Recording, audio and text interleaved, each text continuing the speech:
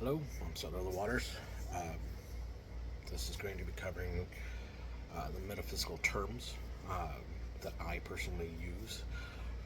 There are going to be some things I'm going to be posting, and I want to ensure that people are understanding those terms from my perspective, since I am the one that actually is going to be creating the videos. So if you don't understand my terminology, you're not going to understand what I'm talking about, or you're going to misconstrue how I'm talking about.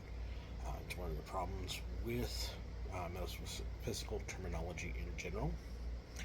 It's very scattered, it's very chaotic.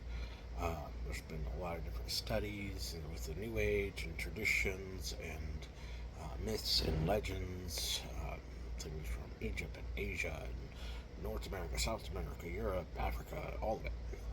And there's subcultures and cultures upon other cultures and lost history and everything else, um, and a lot from all over the world. And a lot of these meanings have been changed or popularized in different terms and changed from their original meaning, the original purpose.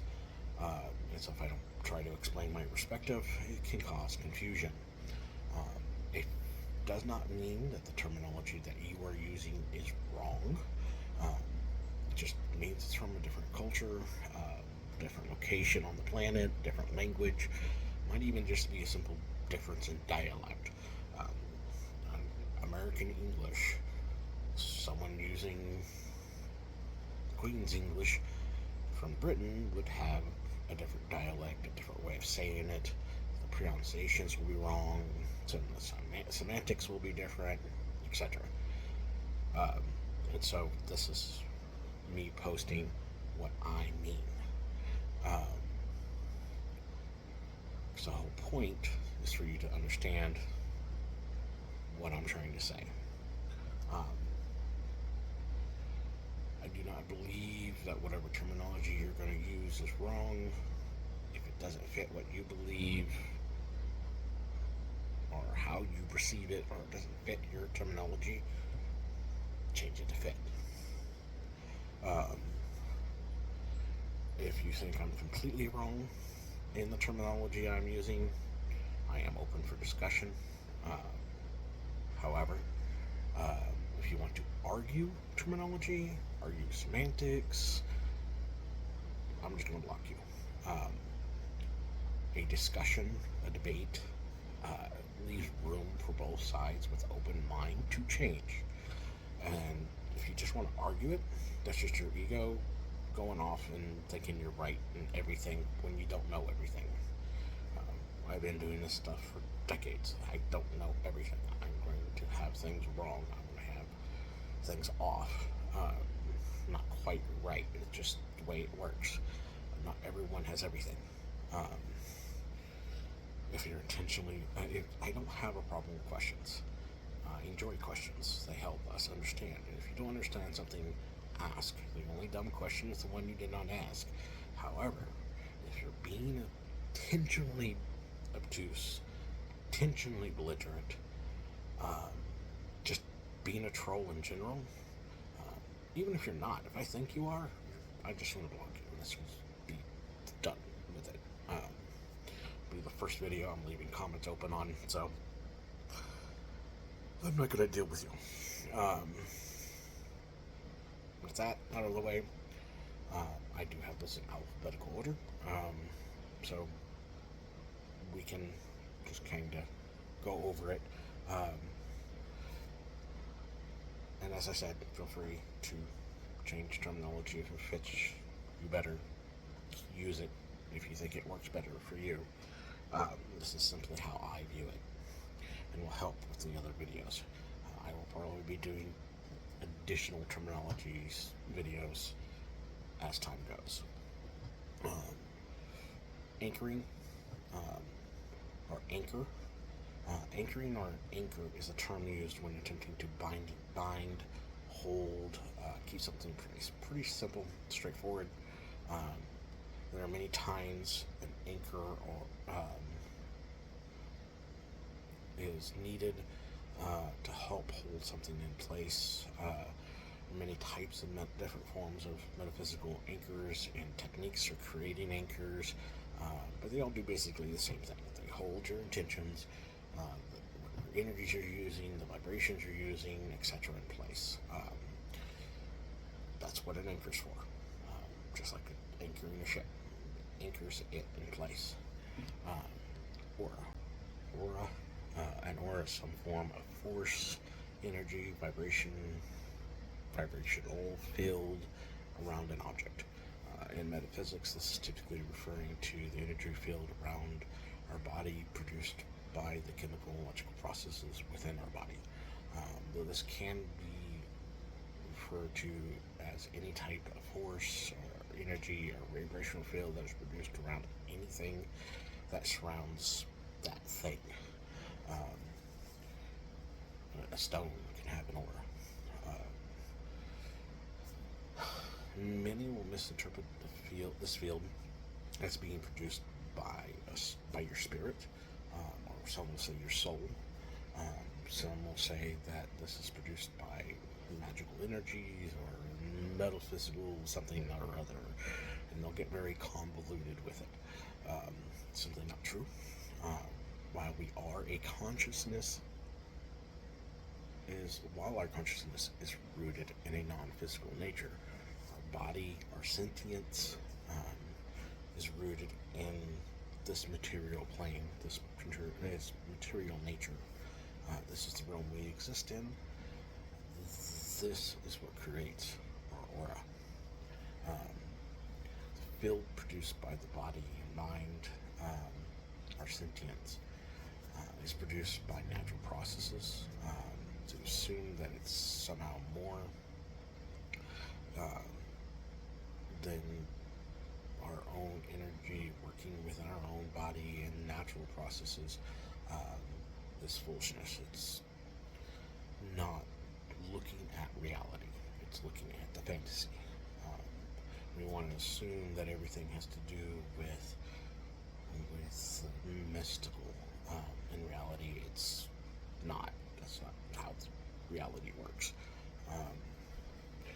While our soul may exist in higher dimensions, realms, depending on how you want to put it, we as a people exist in this dimension, this realm, this reality, and thus our aura that is seen and affects this realm, this reality, is produced by this reality.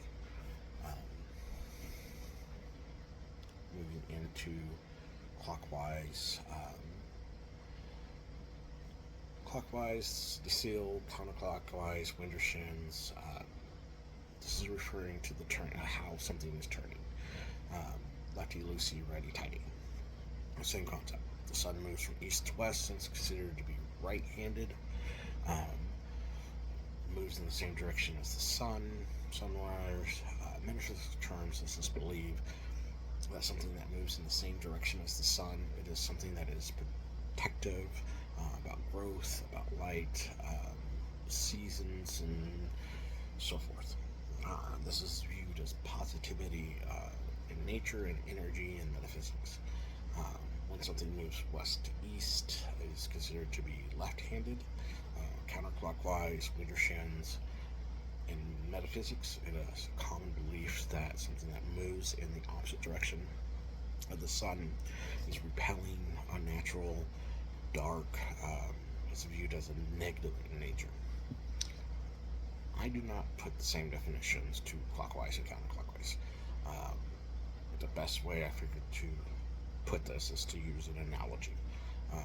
As a balance worker, we understand that a magnetic field has both a positive and a negative side. That positive and negative are constructs, not facts. It's humans choosing to call one side positive and one side negative, and not nature. It's still a magnetic field. Finding a magnetic monopole is what it's known as. Would be crazy. It's theorized as something possible. There's no evidence that anything like that come close to existing. Same applies in this sense. trying to apply good, bad, evil, positive, negative, pulling, pushing, and so forth to movement, whether it be clockwise or counterclockwise, is simply ego applying limitations to something that really doesn't exist.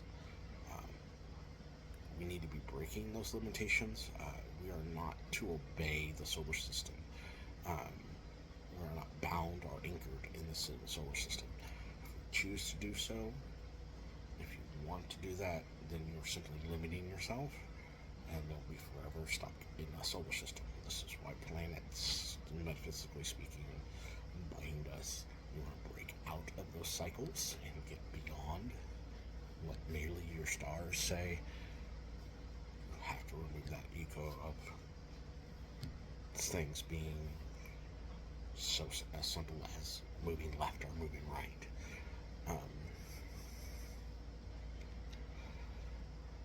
Centering. Centering is being centered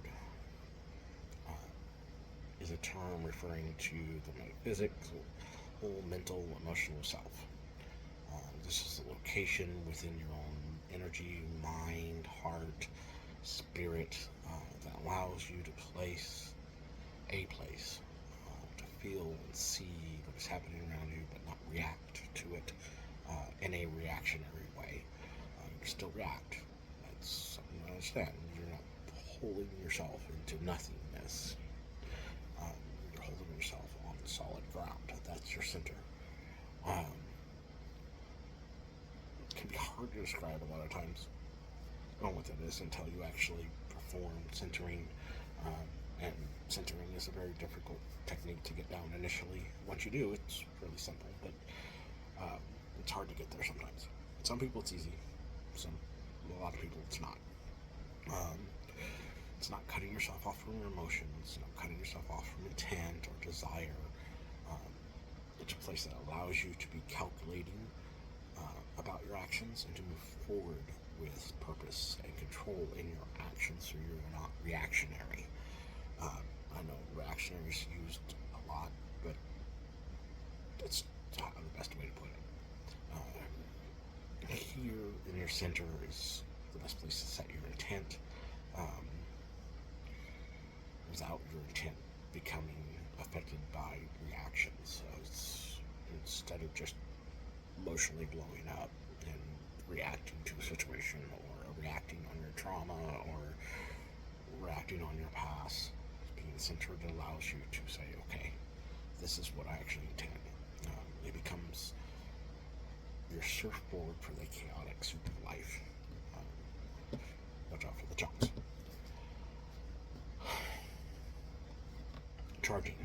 Charging is, in metaphysics, is very similar to making a battery. It's the easiest way to put it. Lots of moving parts to charging. While it's very simple in concept and in action, it's a very simple action to do. When you charge something, you're inputting various types of energy, vibrations, intent into an object or even a being, human, dog, cat, whatever, into something. And this can be done with various techniques, whether that is just through focusing your mind or Reiki or any number of 100,000 different ways of doing this. But what you're doing is adding energy into whatever that object or being is. This is not anchoring. Anchoring is part of charging so that you can hold that energy there. If you are just charging something that over time and with use, that charge will deplete, just like a battery. You're not creating a generator. You can create a generator with charging and anchoring together, but that's a technique, not a definition. Chakras, it's a very new agey thing. It's very much borrowed from the Eastern cultures. In many ways, modern terminology has twisted, even corrupted a lot of the roots of the term chakra. There's a lot of information out on our chakras, what they are, how to use them and how to cleanse them and everything else. Um, we need to keep in mind that this is a borrowed term um, that I do use myself. And while it has changed and developed over the years, we need to honor those where it comes from, its root, which is the Eastern beliefs, and that goes for anything that we do. If you're borrowing something, changing something, developing something, moving something forward, it's important to do that to move things forward and not be stuck in tradition, stuck in the dogma. We still need to respect the origins. Chakra is a point in the body where the lines of energy within your body or force within your body meet. This creates a nexus point that creates a spiral within the energy field that is your aura, that is with that is seen within nowhere. It's kind of like whirlpools in a river. When the currents meet just right, it can create a spinning action. This is that nexus, that chakra. It's very common to be seen as something that is supposed to be turning and spinning. And that's where that concept of flow and energy and things like that come from. Why these lines and nexus points closely align to our arteries do not perfectly line up. It's not part of the circulatory system. It also follows your nervous system, which carries electrical currents, magnetic currents, and so that's its alignment. It's not just your vascular system, it's also your nervous system. So it comes close to following the bloodstream, following the nervous system, but that's not where the energies meet. I mean, kind of in the middle, basically. There are thousands of different names for chakra that's been used throughout the world. Cauldrons, pathways, cups, bowls, crossroads, so on. Different cultures, there are slightly different locations, different amounts ranging from 3 to thousands of chakras. The locations are different. They are almost always very close to each other in their placement. In my personal experience, this is more due to how the flow of our energy is personal to you or to ourselves, not necessarily a universal law. The body's going to be a little different than everyone else. So things are going to be slightly different. It's going to react certainly different. This also applies, from my experience, to how chakra energy spins. A lot of New Age beliefs, a lot of light worker beliefs say that this is just to work, turn in a clockwise action, and turning in a clockwise action with the intention of doing things is fine. That moves at like the sun across the sky for growth, and if you want to use that energy, that's fine. But the truth of the matter is that that's it's simply not how it has to spin. It's not necessarily true for everyone. It's true that they're supposed to spin, and in the majority of people, they will turn in a clockwise manner. Though it isn't always true. Just like there are some left-handed people, there are some people whose energy spins in a understood manner. This does not make them bad people. This just means that's how their energy moves.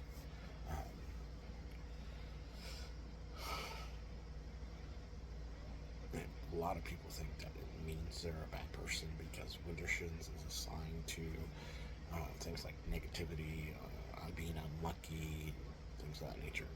As I said before, those are limitations that are placed to us that bind us in a very narrow mindset. This is an abstract concept, not a truth. If your energy happens to be running counterclockwise, and that's how you feel it and see it, there's nothing wrong with allowing your energy to run that method. That's simply how energy works. You don't bound yourself in egotistical limitations. Most cultures, almost all cultures that do have a concept of chakra, whether that be the cauldrons or bowls or what have you, these nexus points in our body, there's always at least three. Um, One in the forehead, one in the head. There's the one that is in the throat, and there's one that will reside either in the heart or in the belly or in what is known as the root chakra. This is actually considered to be basically the third eye, which is the mind. The throat is your communication, how will you speak, it's your charisma, things of that nature. And then the lower chakra, the heart chakra, the belly chakra, the root chakra, things of that nature. Those are actually considered to be, depending on where it's located, most of the time that is your body chakra.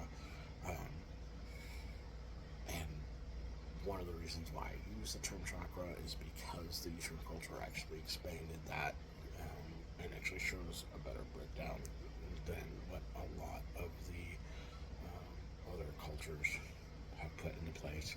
I'm not saying that they're wrong. I'm not saying the other is right. Just that it helps define things clearer and better.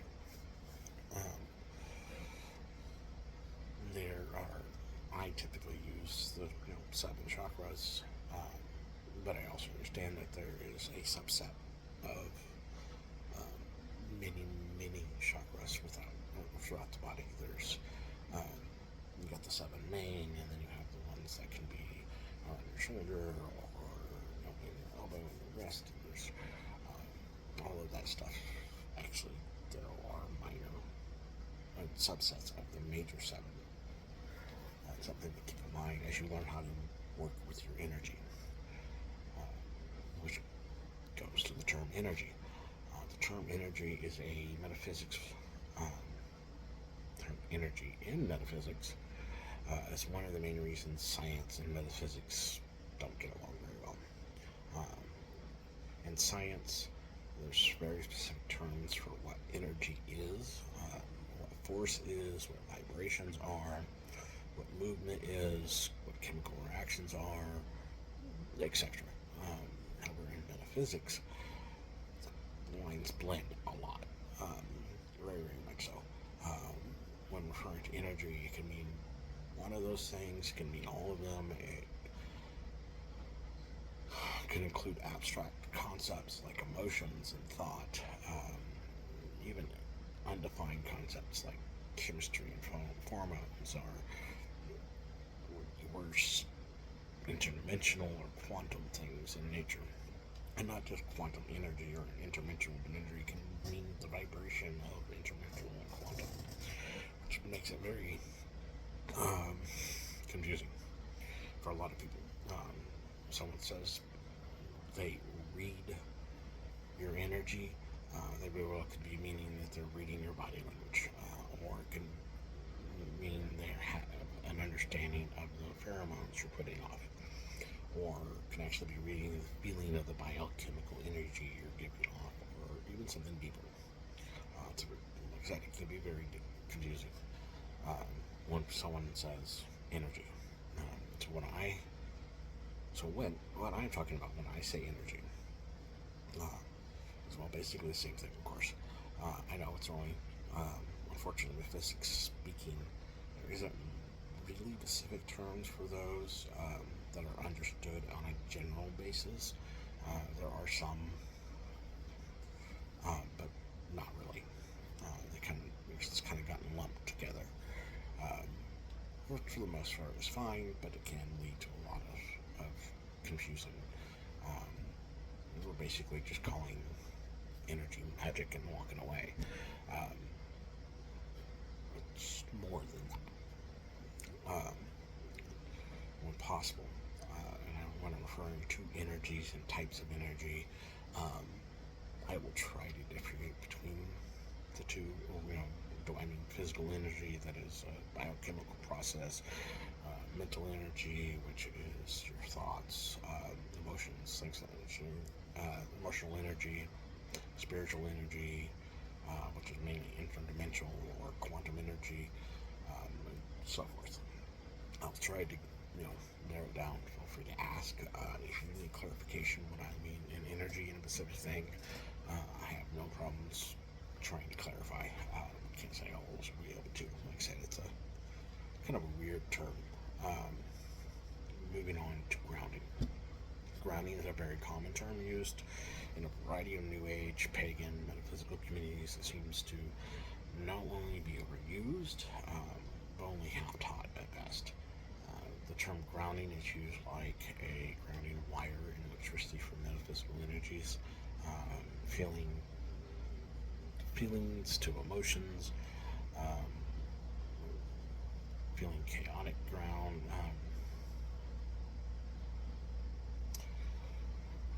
Grounding your chaotic energy, chaotic feelings, and negativity, and things like that is the oversimplification of what grounding is intended to be. The common concept of grounding is when you touch the earth, sometimes visualizing your energy going into the earth, or the earth energy moving into us. I do not want to negate the importance of this type of grounding. The basic grounding does have a very stabilizing property that does help with stabilizing your thoughts and helping you remove your negative emotions, and allows us to connect to that stable primal subconscious mind, which allows us to release stress and constraints in our lives and things of that nature. Many in the metaphysical field are neurodivergent in some method, some way, almost in every case. Not true always, but generally speaking. And having that tactile, that visual experience helps. And sometimes that's all you need, is to have a moment to stabilize and charge yourself and yourself. I know that sounds kind of weird, but that it does help. However, the full purpose of grounding is to stabilize and be whole in yourself, not just in the ground. There are many types of energy, many types of vibrations, and when you're grounding yourself, the points to allow that to move through you, both from above and below, and to the left and to the right, and you're grounding, you're being the circuit point. And I know that can get a little confusing in and of itself,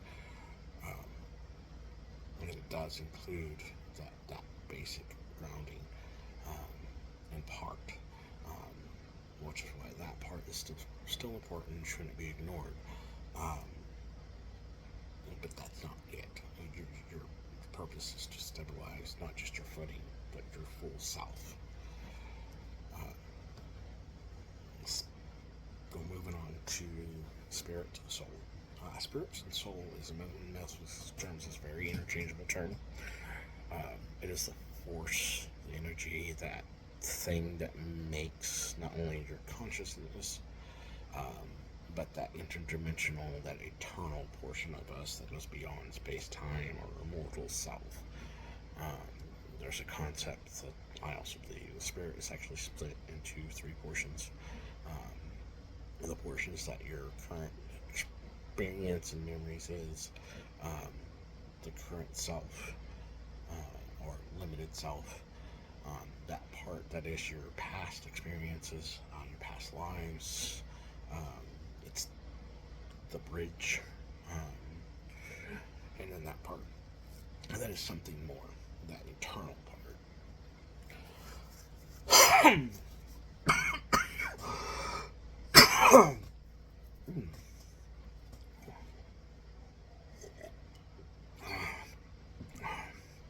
I found that using spirit or soul to mean one or all of these parts can get confusing for people.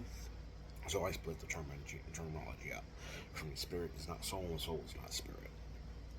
When I speak of Your mind as a whole, I'm referring to that limited portion of the spirit, which is your consciousness. Your subconscious is your current memories. Includes basically the part of your body of you that is your mind. When I speak of spirit, I'm referring to that part of you that is dimensionally bound in this universe, in this realm. It's the bridge that goes between you physically, you interdimensionally, and you eternally, or universal, however you want to put it. When I speak of the soul, I'm referring to the part of you that is your true self, that exists outside of not only the material realm, but outside the dimensions within this realm alone, and is part of the source of all things. It's filtered through other dimensions, and that's why you need the bridge of the spirit to connect to. I know we can go into more of that another time. This is terminology, not specifics on that. Realms and dimensions. Realms and dimensions in the metaphysical can also be confusing. They're interchangeable but not. They're the same but different. A realm is a place where that dimension is another portion of the same place. That's the difference. But the problem is, when you refer to a realm, it could be something as much as a side portion of the universe, or a whole dimension in and of itself. Therefore, it's a side place because it's not part of the whole universe, but not part of the whole, but a section of the universe. And a dimension could be referring to something that is in that realm, that is above it or below it, beside it, or is in itself the realm, which is where the interchangeability comes from as a dimension and a realm. But generally speaking, a realm is a place, a dimension is another portion of the same place. We exist in the material realm, in the fourth dimension, and yes, I know everyone claims it's the third dimension, but we exist in time and space, which is the fourth dimension, not the third dimension. This is movement, not the abstract of length, depth, width. We live in length, depth, width movement. This is why a lot of light workers and New Agers always say we awaken into the fifth dimension. Yeah, don't fully understand, because they keep saying and repeating the idea that we're in a third dimension. We're not stationary. We move. Movement is your fourth dimension. Space and time is movement. And we exist in space-time. And below us are the three dimensions of length, width, depth. I have found that visualizations is what we're going to next. I found that visualizations is one of the most misunderstood of all metaphysical terms. I've actually had people argue that they can't do something because they can't visualize something because they believe it has to be an image. And that's what a lot of people assume. They assume that when you say visualization, they mean the form a picture in your mind. Because that's not it. That's not true. That's not metaphysical visualization. Metaphysical visualization is more and less than just a picture in your mind.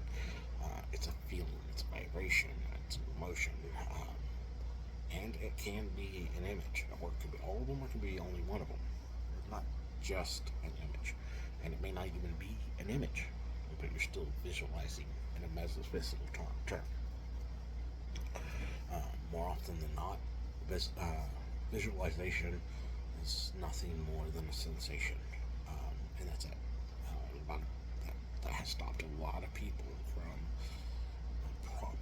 properly visualizing, and some even give up on metaphysical altogether. Um, a lot of people's minds are not wired for images, and they think that it has to be an image, and that's not true. It's a sensation. It's more than just an image. It's less than an image. It's believed in some biological theories that our heart actually contains memories. Um, your heart can't see images. And when I say heart, I mean your flesh and blood heart. Your cells of your heart actually hold memory. So the heart can't see. It doesn't have eyes. It doesn't have access to the eyes. It doesn't know how to see an image. It can't. And I know a lot of people think, well, the heart is what feels. No, the heart, what feels is the chemical in your brain. The heart can't feel. Not the emotions, anyways. It can feel, but it can't really feel emotions. That's emotions are a chemical manifestation within the brain. Your heart can ache. It can sense vibrations and movement. It has a sensation of its own. That's how your heart visualizes.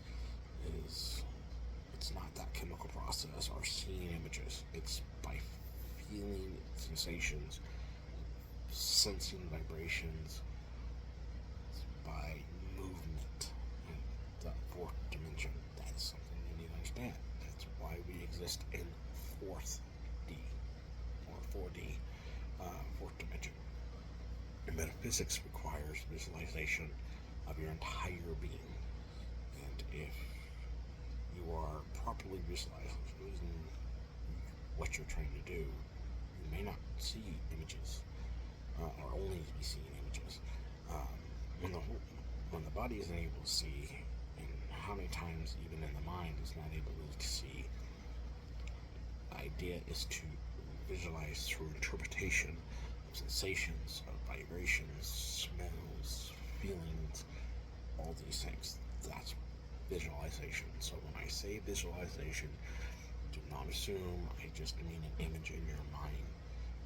I mean sensations, tingling, smells, vibrations in the skin, so it's like sound, emotional intensity, sensations. That's visualization, not images.